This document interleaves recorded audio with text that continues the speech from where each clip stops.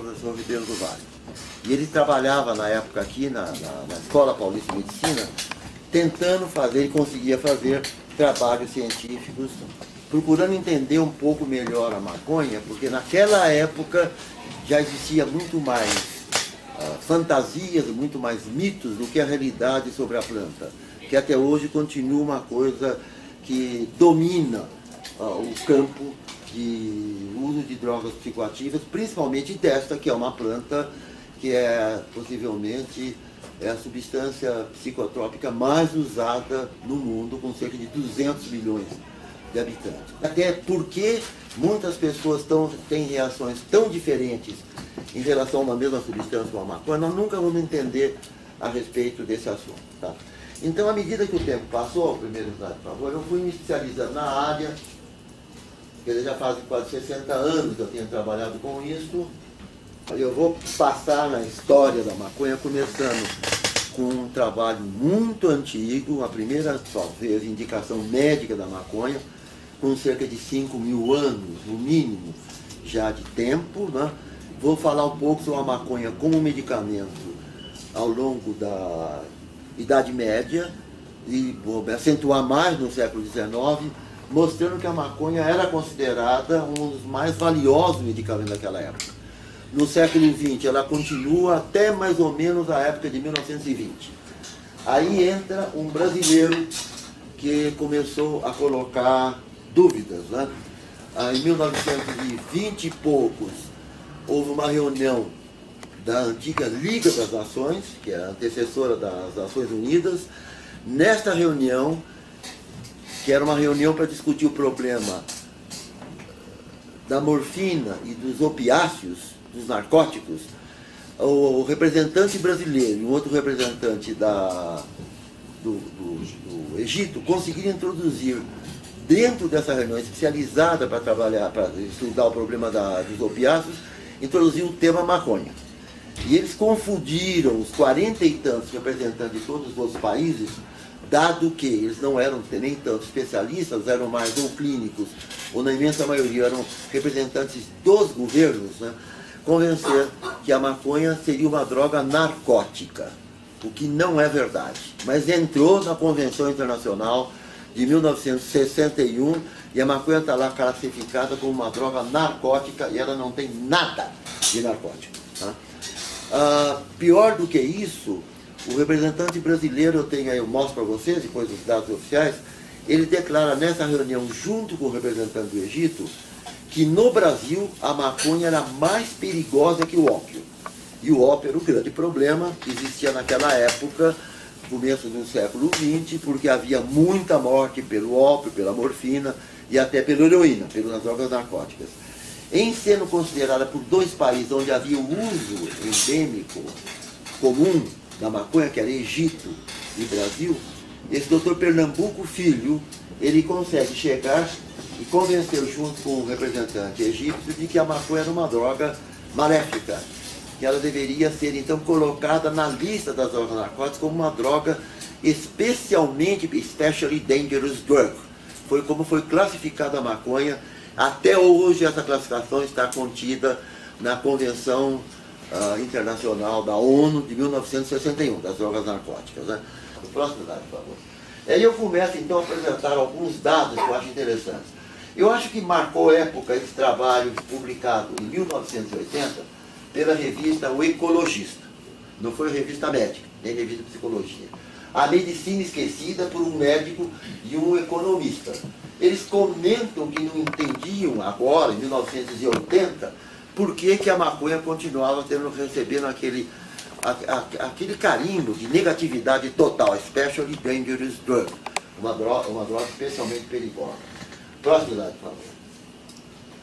Juízes na época de 80 comentaram também que a maconha, nos Estados Unidos, onde havia uma pressão enorme para a proibição da maconha.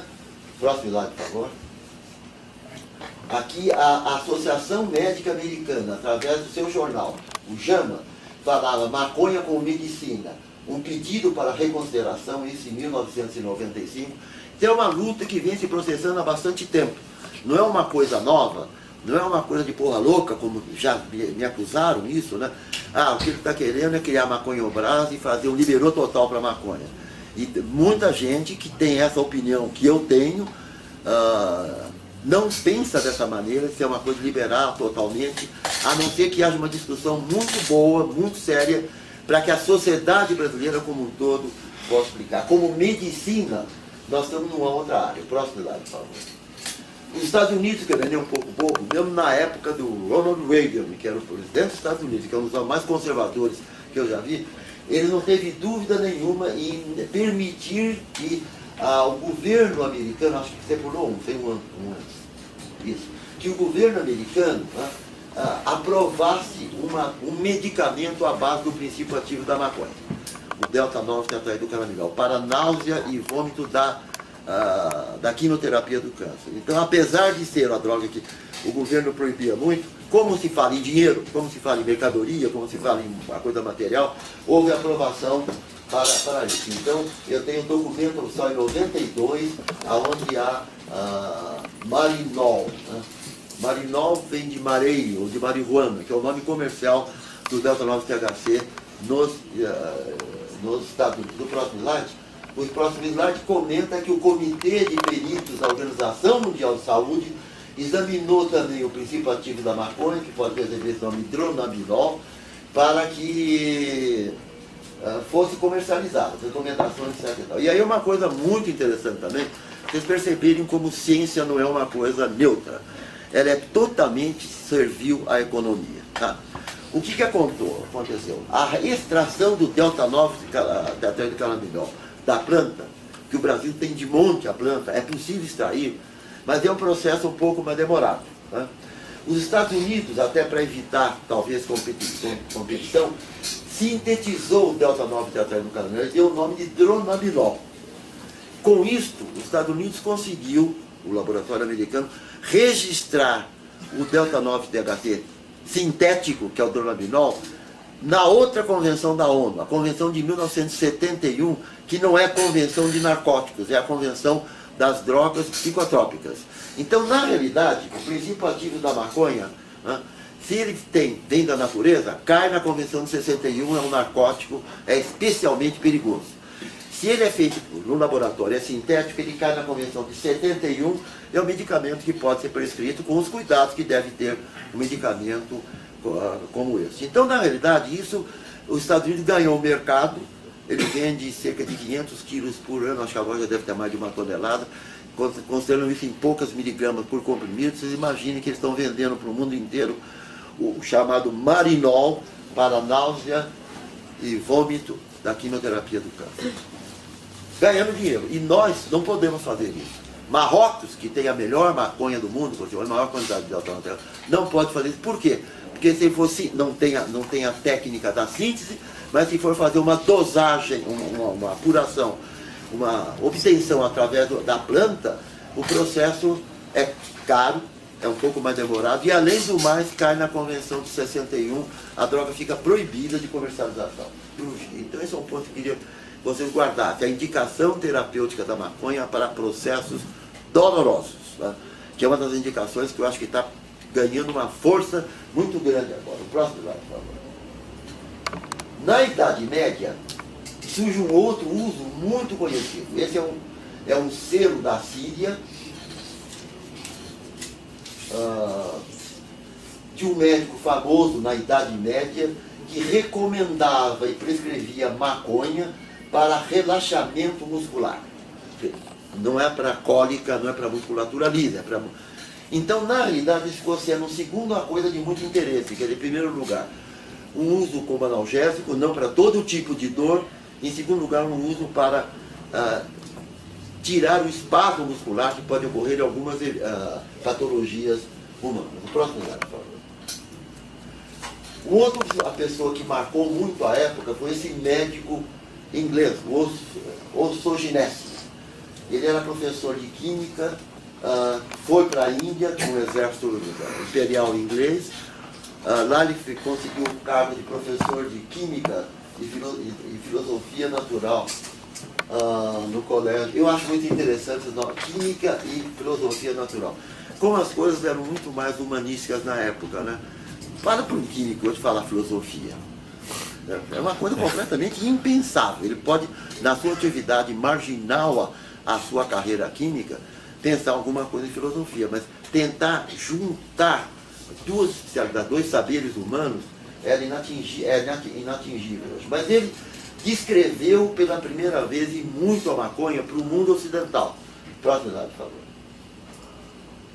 Próximo. E ele então descreveu, isso é citado num livro interessante, O Uso da Maconha, de 1971, pelo professor Snyder, dos Estados Unidos. Seus achados mais claros, mais chamativos, eram que a maconha aliviava a dor e agia como relaxante muscular. Exatamente as indicações já de milênios atrás, não é para ver. Próximo slide, por favor. E aí isso entra no século XIX como um dos mais potentes e importantes medicamentos da medicina.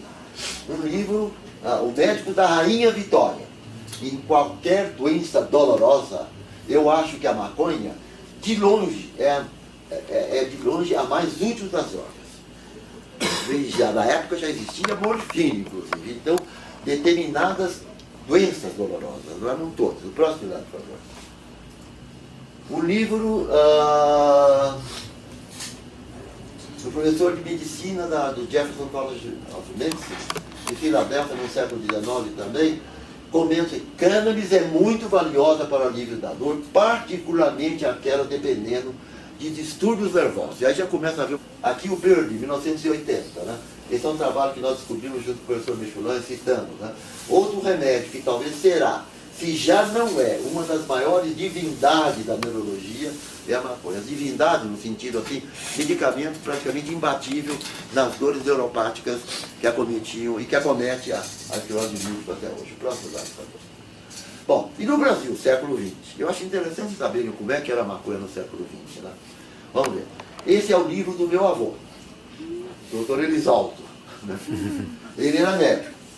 E ele estudou por esse livro aqui, de 1888, Formulário de Guia Médico, do Pedro Luiz Napoleão Chernobyl, escrito em português por esse médico brasileiro, que é um livro desse tamanho, é impressionante vocês olharem esse livro, deve ter nas nossas bibliotecas por aí, porque realmente mostra de que maneira se estudava a medicina naquela época e os cuidados que se tomavam, inclusive, com a medicina. Próximo slide, por favor. E qual é a indicação que tinha principal, que eu achei mais interessante lá, né?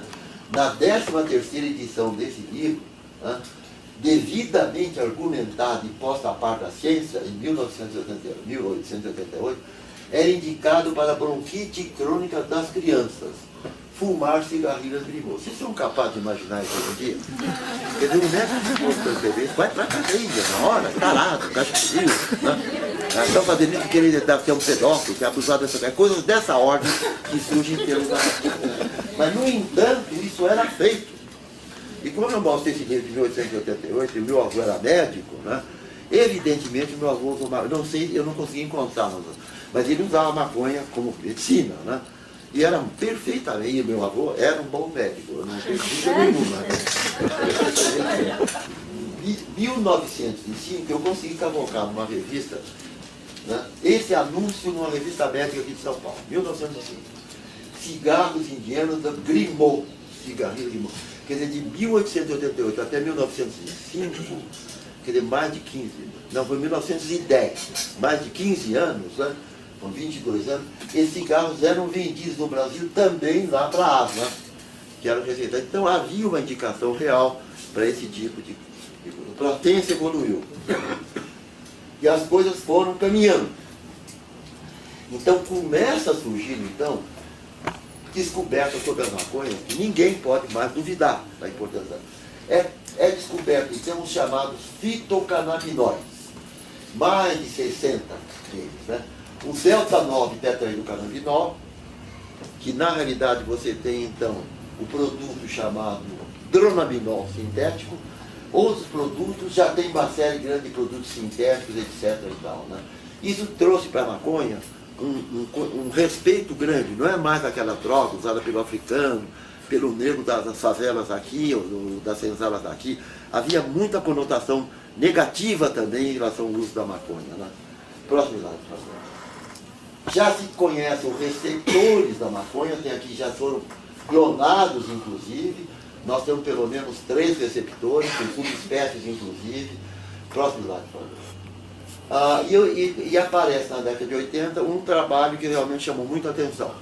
É casos de náusea e vômito em pacientes, são 55 pacientes aqui, 55 aqui, 55 aqui.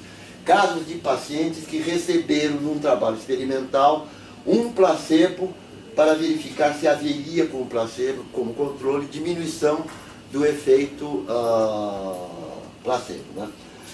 do efeito náusea. 29 dos pacientes continuaram a vomitar, 13 continuaram com náusea severa. E o placebo agiu em 5, tirou a náusea deles.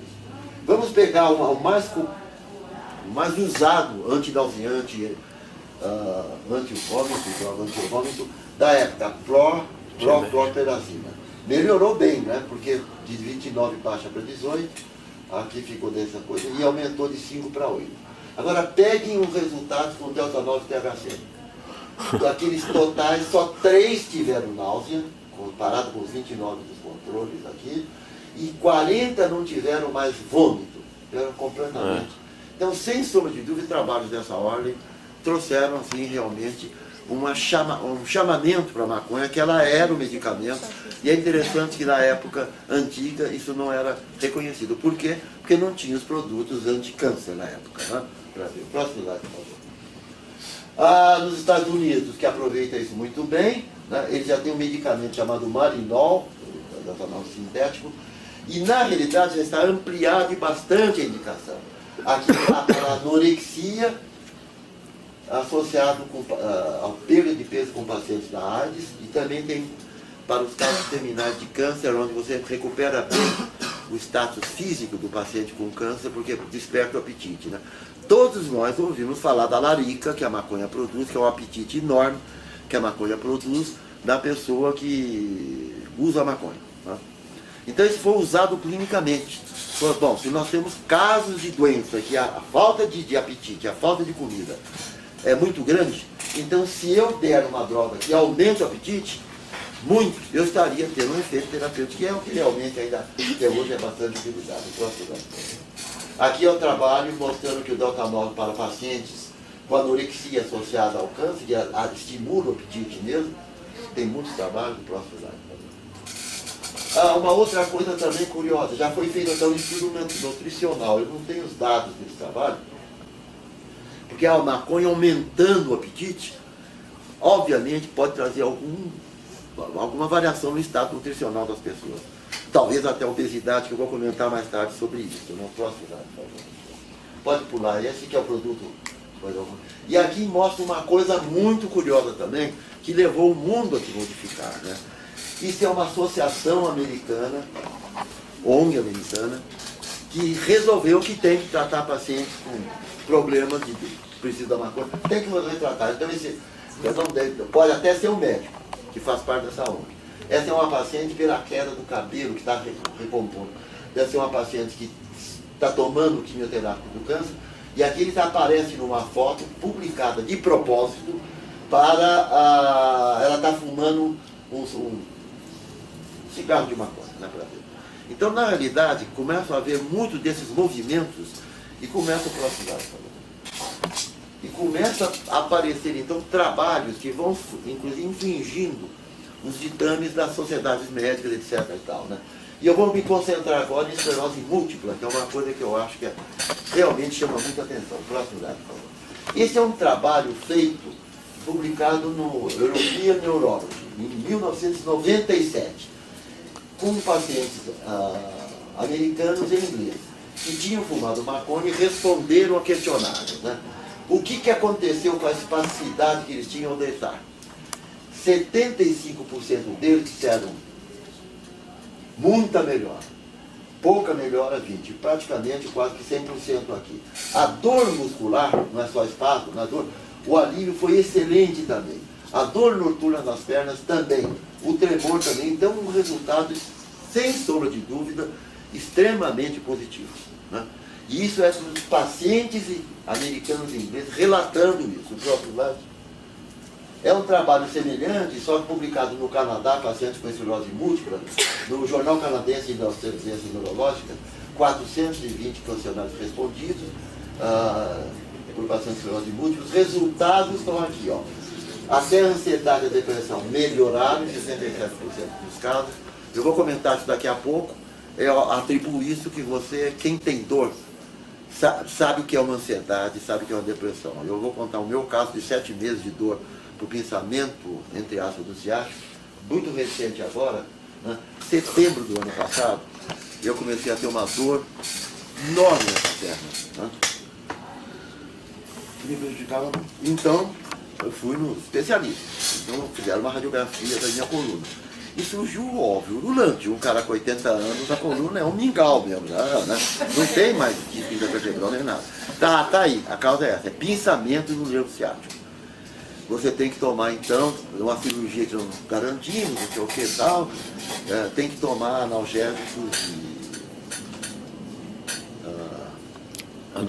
e anti-inflamatórios. Bom, eu me intoxiquei completamente com tudo quanto é tipo de analgésico e anti-inflamatório, e a dor cada vez aumentando, cada vez aumentando, cada vez aumentando. Aí me receitaram esse remédio aqui, caríssimo, né? Pregabalina. É indicado para dor neuropática, que é o tipo de dor que eu tive. Eu tomei de o maior barato, né? Diminui a dor mesmo, não posso dizer que tenha diminuído, não.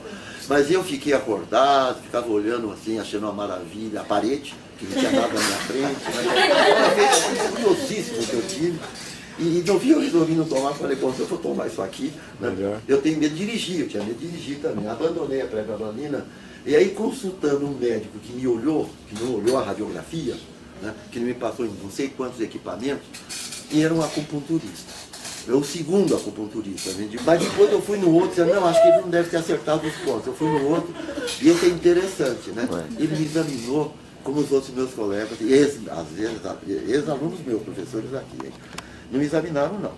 Ele começou a palpar, chegou assim, olhou uma coisa tão simples, o Hipócrates fazia isso, 350 anos de Cristo. Mas essa perna está mais fria do que essa outra. Eu olhei, é mesmo, né? Depois ele chegou, foi apertando, chegou lá embaixo no pé, e o seu pulso aqui está muito fraco. Você está com um déficit circulatório muito sério, você tem que cuidar disso e não do ciático, deixa o ciático em paz. Aí eu fui operado, eu tinha quase que uma obstrução total da artéria femoral, você imagina como estava o resto lá para baixo, né? E tinha um outro também na veia, na artéria tibial, acho que anterior. Bom, e nunca mais vou usar esse Indica aqui, o laboratório está feliz, eu pelo menos comprei 2 caixas dele, porque eu tentei de todo jeito ver se melhorava, né?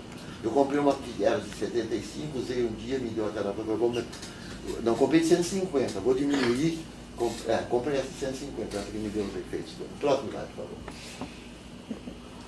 Aqui eu vou muito rapidamente citar 4 trabalhos nossos da Escola Paulista de Medicina, Departamento de Bioquímica e Farmacologia. Depois foi criado o Departamento de Psicobiologia da Escola Paulista de Medicina, antes da universidade. Né? Por quem? Né? Aqui nós temos Carniol, Carmine, aqui Carniol. Esse foi a tese de doutorado do Carniol, que ele era um psiquiatra que quis trabalhar com a gente, falou, vou trabalhar com maconha, fez trabalhos experimentais, ficou professor titular da Unicamp na psiquiatria, se aposentou, né, para ver. O que nós notamos foi o seguinte, nós conseguimos encontrar que o princípio ativo da maconha interagia com um princípio que era considerado inativo, que é da maconha também, o canabidiol. E da ação dos dois é que existia o melhor efeito. Então isso também é uma coisa que vem contra essa mania, é o princípio ativo, sem o princípio ativo nós não estamos com a medicina boa. Não é, não. Muitas vezes com uma planta, a interação entre as substâncias que existem na planta, ou como a medicina chinesa, que às vezes é uma interação de várias plantas, havendo potenciação ou inibição de vários efeitos, trazendo como consequência um efeito melhor. Né? Então nós descrevemos isso, próximo dado, por favor. Aí passamos para trabalhar com o ser humano também, já com várias outras pessoas, entrando em conjunto com o pessoal também da cardiologia, e aí vieram estagiar conosco dois americanos. Esse Schuster aqui veio trabalhar com ela. Eu acho que eu dei sorte, porque depois ele voltou lá e ficou presidente do NIDA, National Institute of Drug Abuse, né? Mas ele veio fazer estágio dele aqui conosco. E nós mostramos claramente que quando você dava os dois juntos, né?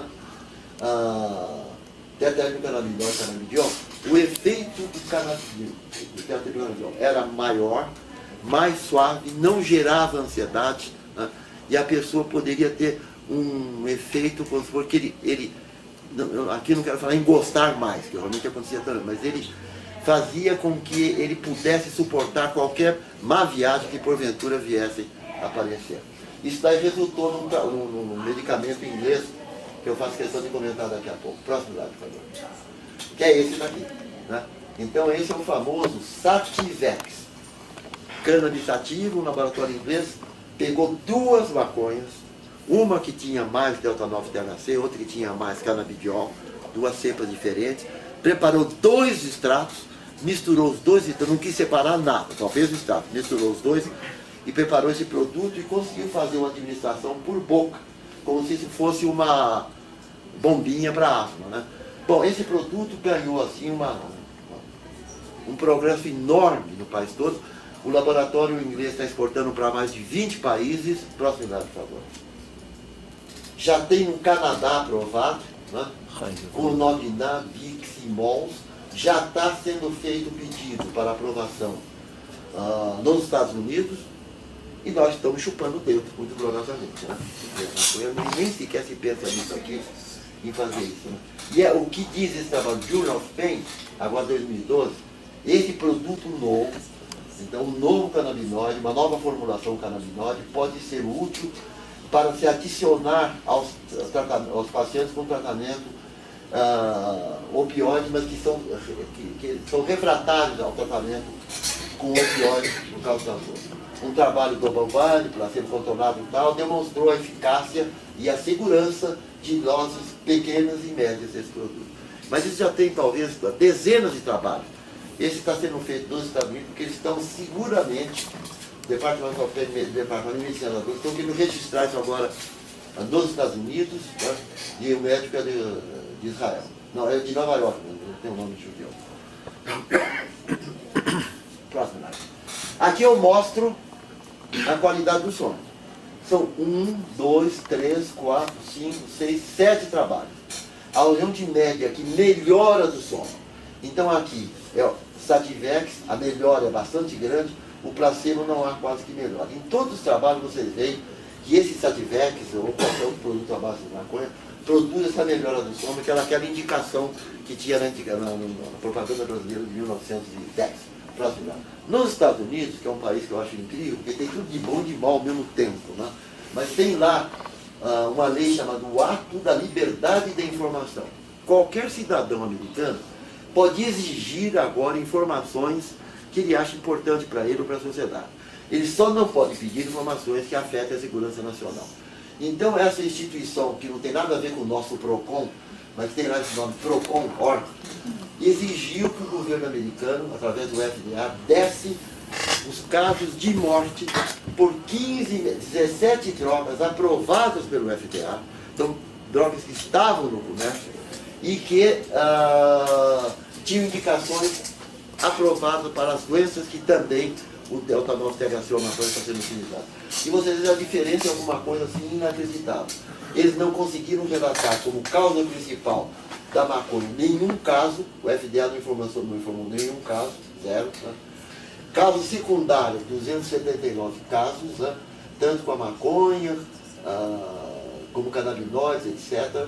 Você tem 279, e aí secundária, porque o sujeito tomou, ficou zonzo, foi dirigir, o sujeito tomou, foi dormir, aconteceu alguma coisa, enfim, causa secundária do uso e não a causa morte específica. Não há na literatura, até hoje, um único caso descrito de morte causada especificamente por maconha. Agora, pega os medicamentos que estão aprovados e sendo utilizados no de mortes, né, que foram aconselhados para várias doenças. Né, para ver o total, né, daqui 2.847 dessas drogas aqui que eu coloquei. Do total das 17, morreram 10.800 drogas num período de 5 anos. 97, 7 anos. Então, não, inclusive em termos de toxicidade também, é uma coisa que a gente sabe claramente que a maconha não é de uma toxicidade de assustar ninguém. É uma toxicidade, se eu anunciar isso na bula, como quase todos os remédios têm, é perfeitamente controlável, né, para ver. Próximo slide, por favor. Aqui é outra coisa curiosa. Como é que está acontecendo de 2002 para 2006 o número de prescrições por médicos no Canadá em 2002 e 2006 de um produto que eles já têm lá, que é o cannabinoide sintético, né? Publicado na revista Addiction. Olha, a progressão é geométrica. Pode voltar uma coisa. Esse daqui, essa é a hidrolase das amidas dos ácidos graxos. Eu falei para você no primeiro slide que existia, eu nem sei se falei, eu falei da anandamida antes? Não. Comentei, né? Que existe no cérebro humano, de todos nós aqui presentes, sem exceção alguma, se não tiver, está doente, né? Então a anandamida. A anandamida é o canabinoide natural que o nosso cérebro produz para atuar ao nível dos receptores canabinoides que nós também temos no cérebro. Essa substância ela é destruída por essa... É uma amida que é destruída por uma hidrolase que tem essa sigla aqui, tá certo? Então, quando eu pego numa pessoa e bloqueio essa enzima aqui, o nível da anandamida aumenta, porque a anandamida não é destruída, a enzima está inibida. Então eu teria uma maneira de aumentar o nível da anandamida dentro do nosso cérebro, se um dia chegarmos à conclusão que isso deve ser feito. Em animais de laboratório já está sendo feito. O próximo slide, por favor. Então, bom, eu quero comentar o seguinte, não está sendo feita a inibição da amida, da enzima, mas o uso de canabinoides em depressão já começa a ficar mais difundido do que a gente imagina. Próximo slide, por favor. Então, por exemplo, tem trabalhos aqui, às vezes experimentais, às vezes já começa a fazer trabalho de descrição. Os canabinoides iniciam um comportamento tipo antidepressivo e ativa neurônios serotoninérgicos da córtex pré-frontal. Ora, neurônios serotoninérgicos dessa área aqui, eles são ativados por quê? Pelos antidepressivos. Quando é que eu receito o antidepressivo? Quando eu tenho depressão, obviamente. Então eu estaria fazendo com que, né, administrando o antidepressivo, o nível de serotonina subisse. Né? Então, na realidade, se eu der então o antidepressivo, no caso depressivo, der o canabinoide, eu estaria quase que imitando os efeitos dos antidepressivos, que aumentam o nível de serotonina. Aqui eles ativam os neurônios da serotonina no cérebro, por um mecanismo diferente, né?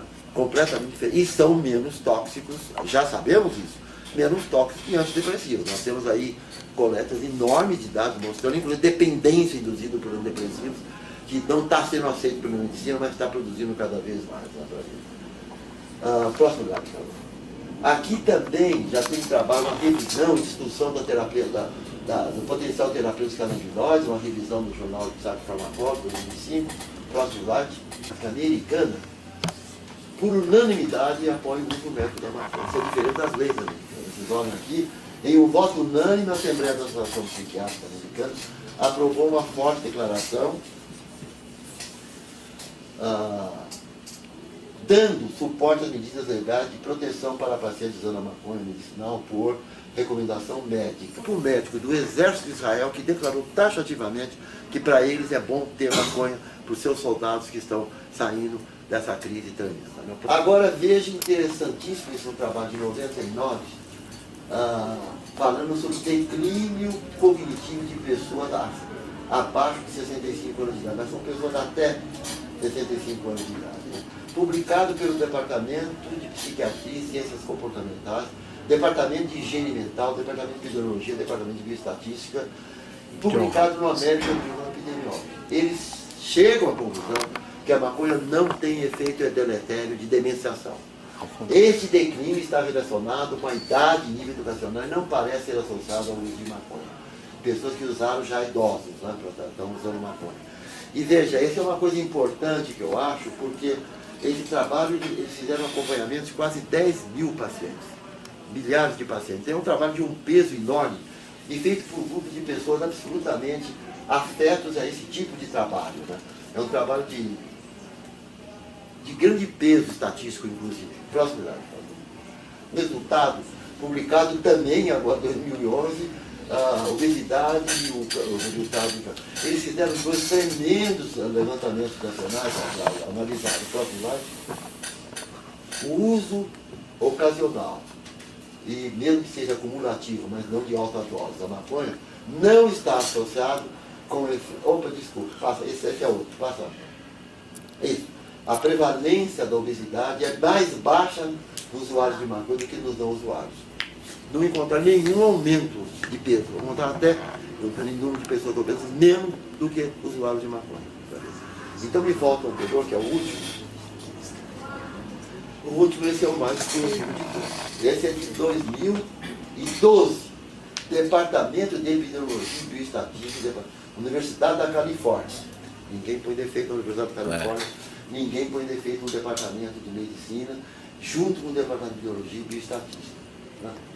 Associação entre maconha, exposição de maconha e função pulmonar ao longo de 20 anos de exposição. Todo mundo fala, deu atelectasia pulmonar, ficou com secreção exagerada, dá bronquite, não sei o que e tal. 20 anos, milhares de pessoas no próximo slide. É isso. Não, mas volta aqui. Não tem um dado. Não. O que você passou antes? Isso. Opa. Aí. Bom, o uso operacional não está associado com efeitos adversos da função pulmonar. Eles não encontraram nenhum efeito adverso. Tá? E são milhares de pessoas usadas. Esse é o tipo do trabalho, por exemplo, que é preciso ter. Como nós teríamos que ter trabalho que fazem o contrário. Pegamos milhares de pessoas, analisamos departamento de estatística, junto ao departamento de medicina, departamento, disciplina de pneumologia, e tem aqui 2.000 pessoas, realmente aconteceu isso, mas isso, você não tem esse trabalho. Esse trabalho assim de milhares de pessoas feitos. E ele tanto não tem que isso é extremamente recente. Pode ir para frente. Próximo dado. Olha, são os poucos livros que eu tenho. Eu tenho mais alguns que eu recebi. Mas existem dezenas e dezenas de livros, centenas e centenas de trabalhos, falando sobre marihuana e medicina, efeito terapêutico da maconha, o livro de texto, né, sobre maconha, a terapêutica, etc. Então, na realidade, eu acho que hoje em dia nós temos conhecimento suficiente para fazer uma decisão controlada, pensar como vários outros países de reconhecer o uso da maconha, porque ela é útil. Também, se alguém achar, uma revista especial 2010, tudo que foi publicado em 2005, 2009. Esse é o mais recente trabalho também, numa revista, New England Journal of Medicine, que discute a lei e a maconha médica, né? 2010, também eles acham que não há mais sentido. Próximo slide. Isso. O que nós estamos acontecendo aqui é assim, não li e não gostei. Tá? Na minha opinião, que tem acontecido em parte com o problema da maconha. Tá? É isso, gente.